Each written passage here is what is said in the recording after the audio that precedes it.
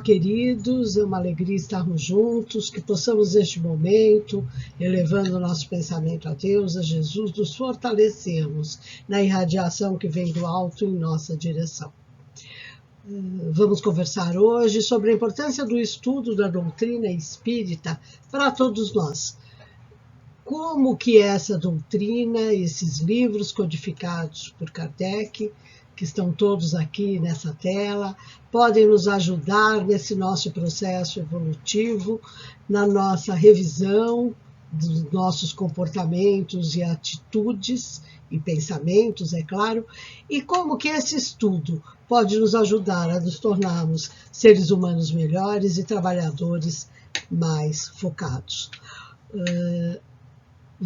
É importante falar sobre isso neste momento em função dos 160 anos do Livro dos Médiuns. O Livro dos Médiuns é a segunda obra lançada por Kardec. Após o Livro dos Espíritos, veio o Livro dos Médiuns, depois veio o Evangelho segundo o Espiritismo, o Céu e o Inferno e a Gênese. E Kardec lança a Gênese em 1868 e desencarna em 1869, em março, logo no começo. E a Gênese é lançada uns meses antes disso. Nesse período todo, entre o Livro dos Espíritos, em 1857, até a Gênese, em 1868, e a desencarnação de Kardec, em 69, ele fez vários outros trabalhos, inclusive a Revista Espírita. E nós vamos, então, refletir um pouco, com base em Kardec, sobre esses estudos e a importância do estudo na nossa vida como espírita. Gosto sempre de trabalhar com o conceito de que o centro espírita é um local de estudo. Eu sei que para algumas pessoas o centro espírita ainda é definido como um hospital, mas eu ainda prefiro entendê-lo como uma escola, da mesma forma que o nosso planeta. Nós vamos ao centro espírita para nos educarmos como espíritos, né? Para nos educarmos pela lei divina, para nos fortalecermos na busca do cumprimento dessa lei, para aprendermos sobre nós mesmos, enfim, para nos estudarmos e aprendermos a conviver, né? E aí, nesse espaço, como estudo, como um local de estudo, todos são bem-vindos, porque se eu pensar apenas como um hospital, ou um pronto-socorro, como algumas pessoas falam, nós vamos ter os médicos, a equipe médica, os enfermeiros, os que trabalham no hospital, que teoricamente não são doentes. Só é necessitado doente aquele que vai procurar esse hospital.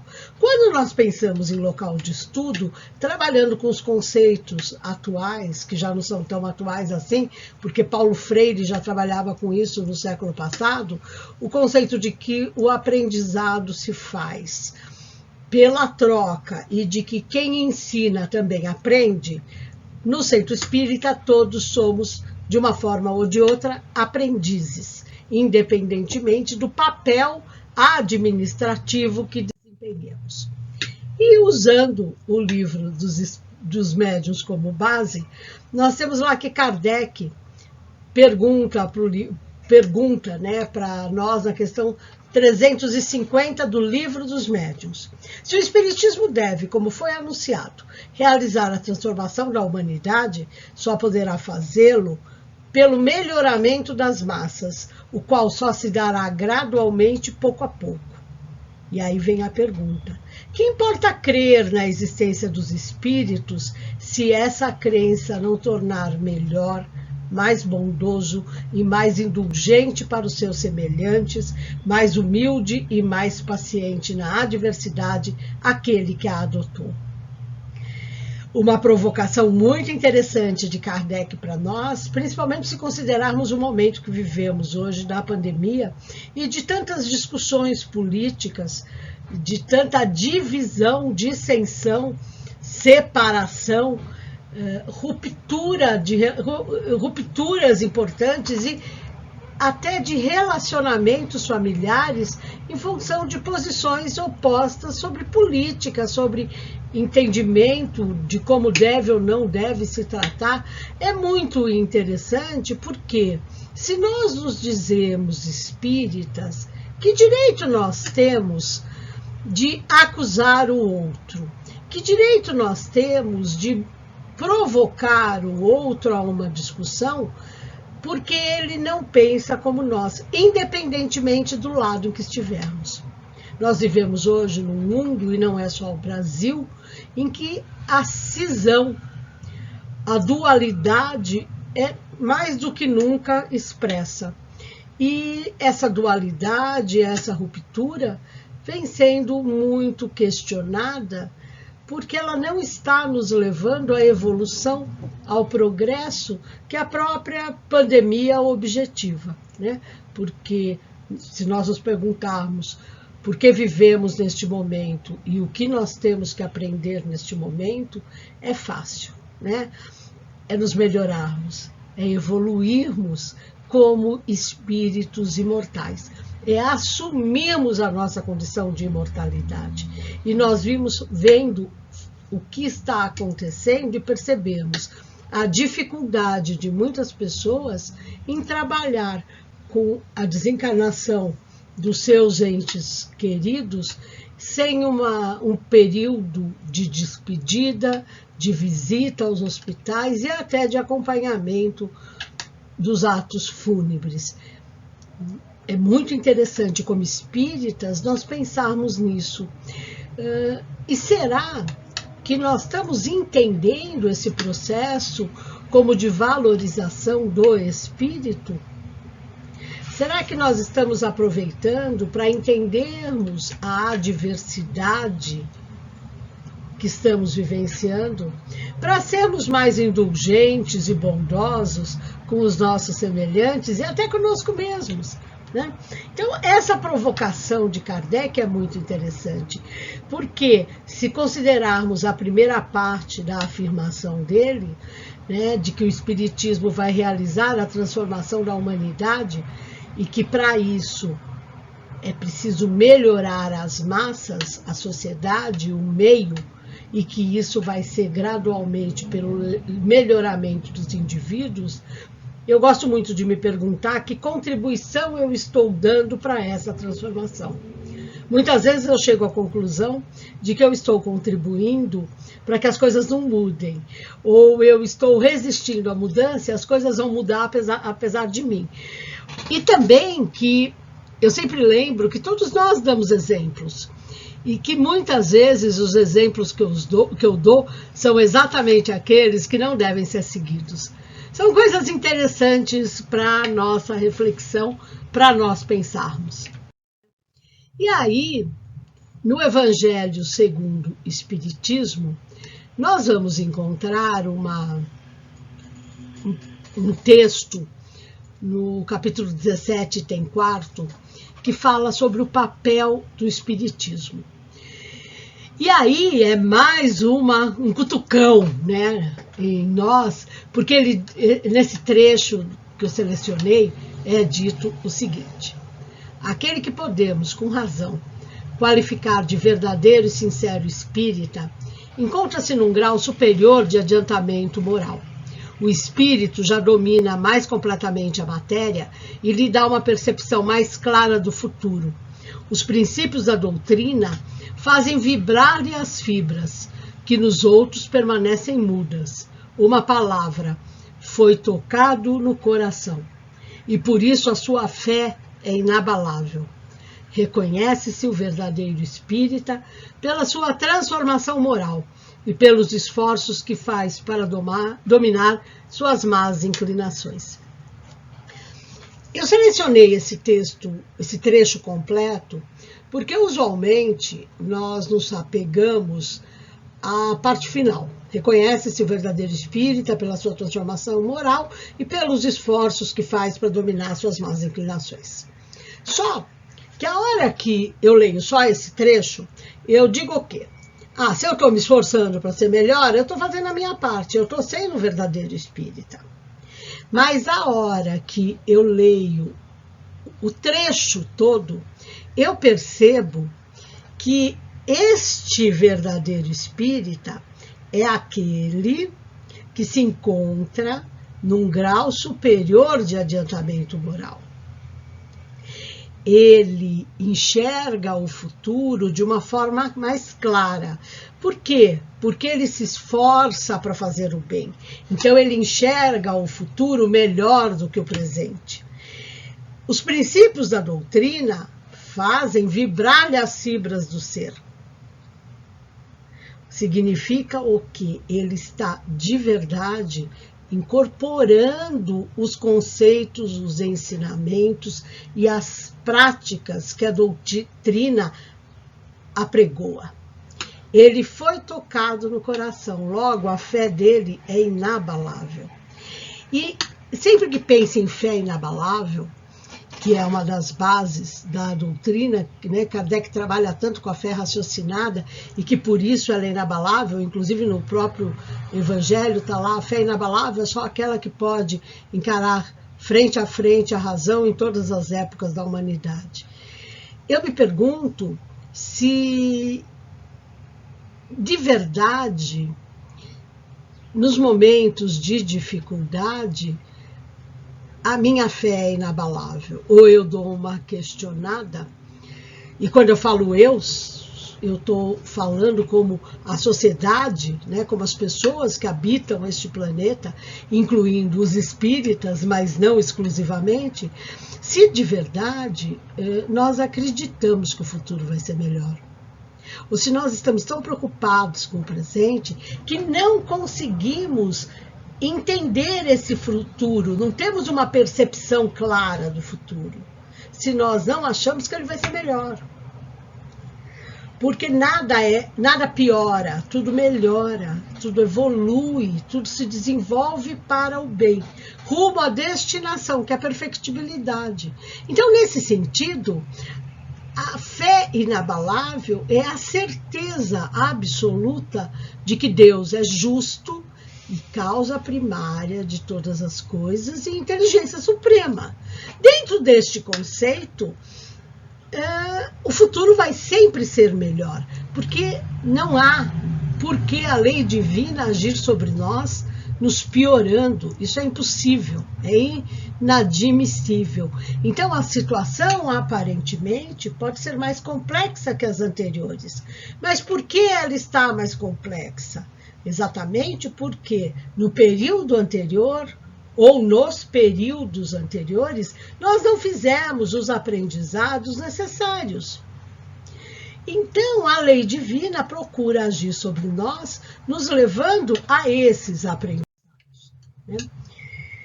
E aí vem um outro ponto importantíssimo também no Livro dos Médiuns, item 335, em que Kardec diz que o primeiro dever que a doutrina impõe, claro que é o espírita, aquele que a professa, é o da caridade e da benevolência. E aí a coisa vai ficando também complicada, porque olhando para o que nós vimos passando e vendo toda essa dualidade de que eu falei, é fácil ser benevolente e caridoso indistintamente?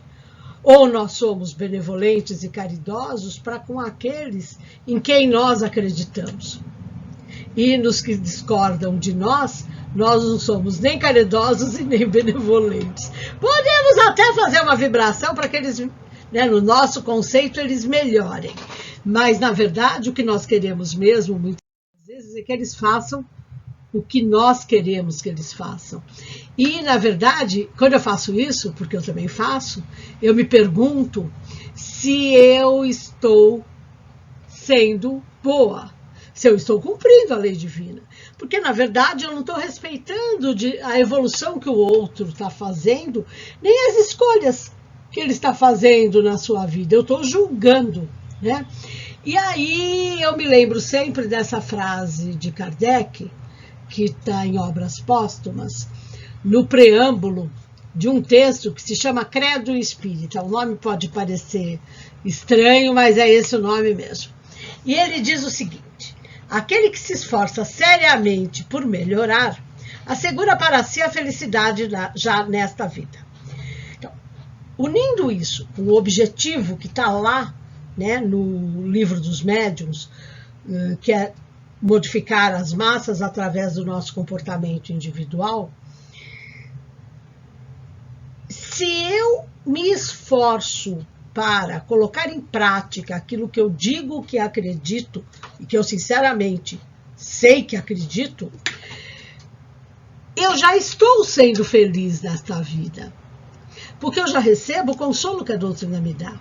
E aí a importância do estudo, como eu falei lá no início. Por que é importante estudar? Exatamente para conhecer os preceitos da doutrina e para saber como aplicá-los. Porque de nada adianta eu saber tudo que está escrito na codificação, e no caso dos 160 anos do Livro dos Médiuns e como tarefeira de casa espírita, eu saber tudo que está no Livro dos Médiuns, se isso não me torna melhor. E se eu não uso essas informações para o meu processo evolutivo. E aí não adianta eu querer a felicidade já nessa vida. E o estudo para Kardec era tão importante que na única viagem que ele fez para a divulgação da doutrina, e que não era bem para a divulgação da doutrina, na verdade ele descobre que tem alguns grupos com algumas dissensões, alguns problemas, e ele resolve fazer uma viagem para algumas cidades ali na França mesmo. E o livro onde estão os discursos que ele faz é chamado de Viagem Espírita, 1862. No item 10º das instruções particulares, Kardec escreve o seguinte: recentemente formaram-se alguns grupos especiais, cuja multiplicação jamais deixaríamos de encorajar. São os denominados grupos de ensino. Neles ocupam-se pouco ou quase nada das manifestações, mas sim da leitura e da explicação de O Livro dos Espíritos, O Livro dos Médiuns e de artigos da Revista Espírita. Algumas pessoas devotadas reúnem com esse objetivo certo número de ouvintes, suprindo para eles as dificuldades de ler e estudar por si mesmo. Aplaudimos de todo o coração essa iniciativa, que esperamos terá imitadores e não poderá, em se desenvolvendo, deixar de produzir os mais felizes resultados. Ora, o estudo que a gente tanto preconiza na doutrina é aqui claramente defendido por Allan Kardec, e com um detalhe: ele só fala do Livro dos Espíritos, do Livro dos Médiuns e de artigos da Revista Espírita, porque em 62 só existiam essas obras. E existia a Revista Espírita de 58, de 59, de 60, de 61, e ele estava fazendo a de 62, que eram edições mensais da Revista Espírita. Então, a hora que nós lemos isso, a gente percebe que Kardec mesmo estimulava naquela época o estudo, e que nós hoje estimulamos muito, e que durante este período de afastamento físico entre nós, por motivos da pandemia, por não podermos estar nos reunindo presencialmente, nós percebemos a importância das lives, de uma palestra, né, de uma conversa, eu não gosto de chamar de palestra, mas de uma conversa como essa, de tantas outras oportunidades que estão tendo pela internet, cursos, uma série de coisas que estão acontecendo sem nós precisarmos sair de nossas casas, podendo estudar, aprofundar os nossos conhecimentos, tirar dúvidas, ajudar o outro no seu desenvolvimento através do atendimento fraterno. Então, tem N formas que nós podemos agir se nós estudarmos, porque até para usar essas ferramentas como eu estou usando, nós precisamos aprender a fazer, né? Exige estudo, exige aprendizado. E o nosso aprendizado, ele é moral. É isso que a doutrina objetiva, né? é o elemento imprescindível, a educação moral, e ela resulta, segundo diz Kardec, na arte de formar caráteres, ou seja, ela incute hábitos, porque a educação é o conjunto de hábitos adquiridos. Essa definição de Kardec está na questão 685, que na verdade a definição não é de Kardec, é dos espíritos para Kardec, com alguma reflexão dele, e é muito interessante nós pensarmos que é necessário incutir hábitos. E quando nós pensamos em incutir hábitos, a coisa fica muito interessante, porque mudar hábito é uma coisa difícil. Daí a necessidade de atenção permanente e, claro, de estudo. Porque para me educar moralmente, eu tenho que primeiro me educar intelectualmente. E eu não estou falando da educação formal, eu não estou falando, e nem os espíritos nos falam isso, da educação formal. Nós estamos falando da evolução moral e espiritual do ser. E aí é impossível não se reportar a João, no Evangelho de João, segundo João, capítulo 8, item 32, quando ele diz: conhecereis a verdade e a verdade vos libertará. Segundo ele, essa frase é de Jesus. E que verdade é essa? É a verdade que vai sendo descortinada para nós, conforme nós nos aprofundamos nos nossos estudos, no nosso conhecimento intelectivo e vamos evoluindo como espíritos imortais que somos. Tem também essa imagem, eu gosto muito, é um chinês, né? A gente vê que é uma pessoa muito antiga.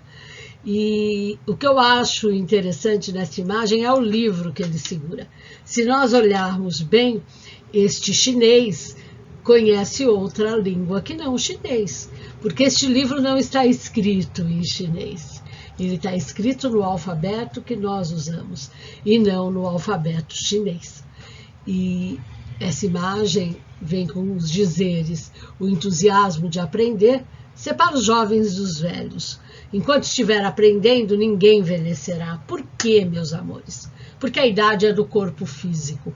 O espírito não envelhece e ele mostra o seu progresso, a sua evolução pelo seu conhecimento. E, claro, pela sua evolução. Então, a idade do espírito é medida em conhecimento, em escala evolutiva, e não em anos, nem em número de encarnações. E aí é preciso diferenciar o conceito de educação de instrução.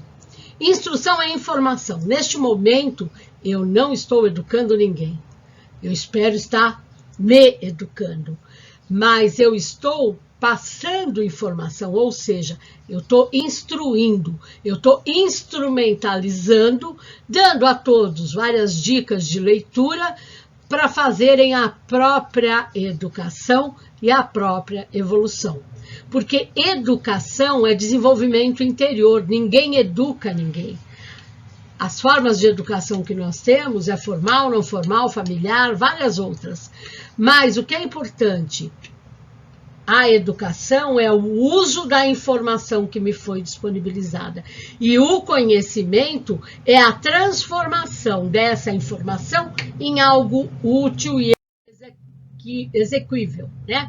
E como nos diz André Luiz, através da mediunidade de Chico Xavier, o conhecimento real não é construção de dias, é obra do tempo. Por isso nós vimos adquirindo conhecimento ao longo da nossa trajetória espiritual. E estudar, que é a nossa proposta, a doutrina espírita tem uma proposta educativa e de estudo permanente, é aplicar a inteligência ao estudo de alguma coisa. Definição do dicionário é analisar, examinar detidamente, fixar na memória, cursar aulas e observar-se, analisar-se, procurar conhecer-se. Interessante, né? O dicionário traz conceitos muito parecidos com aquilo que nós, na doutrina, sempre ouvimos falar. Por que sempre foi preconizado o autoconhecimento.